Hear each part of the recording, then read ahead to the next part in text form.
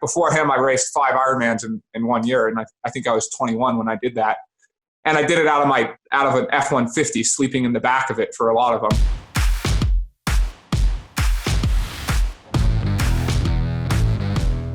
Sam, awesome to have you on the show. Yo, yo, yo, what's going on, my man?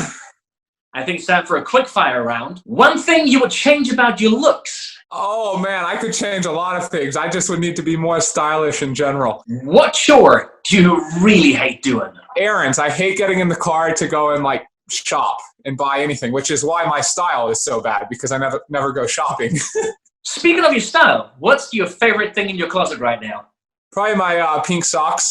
What's your favorite junk food? Yogurt pretzels. Yogurt pretzels? Who is your celebrity crush? Kate Courtney. She's an athlete, but of course my crush is going to be on an athlete.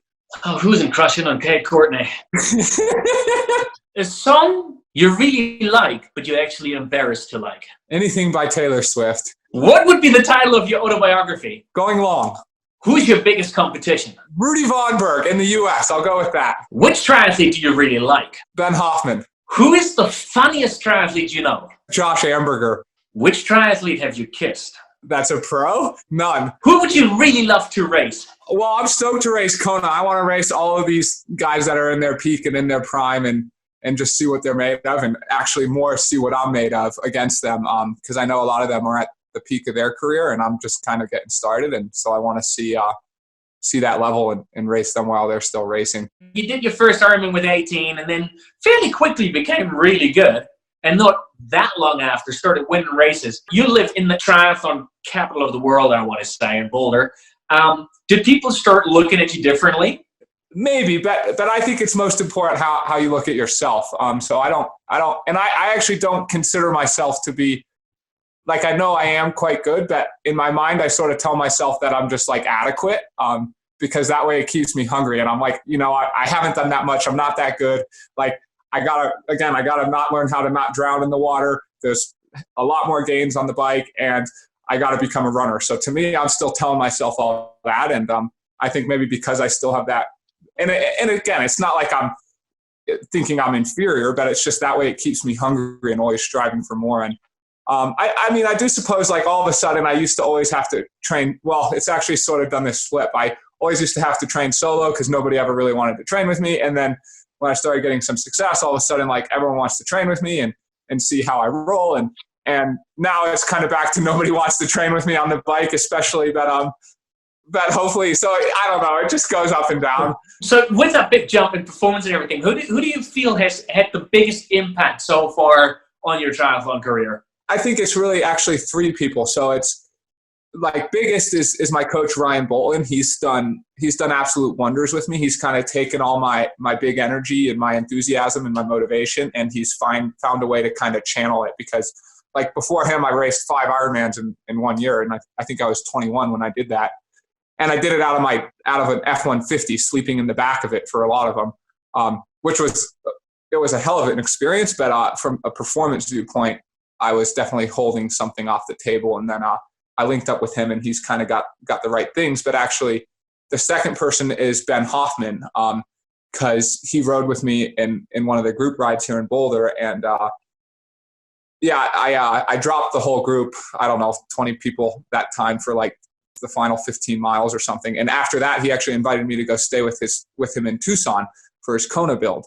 And Ryan's his coach. And so Ryan was actually there staying with him, and same with this runner, Caroline Rotich, who's won the Boston Marathon. And so it was only 2 weeks, but it might as well have been a whole season, because what I learned in those 2 weeks was a whole season worth. And then I got to see how Ben was. Unfortunately, he got a stress fracture shortly thereafter, but I got to see this is what the top guys do for their Kona build. This is their mindset, and this is what the Boston Marathon does. She runs 100 miles a week.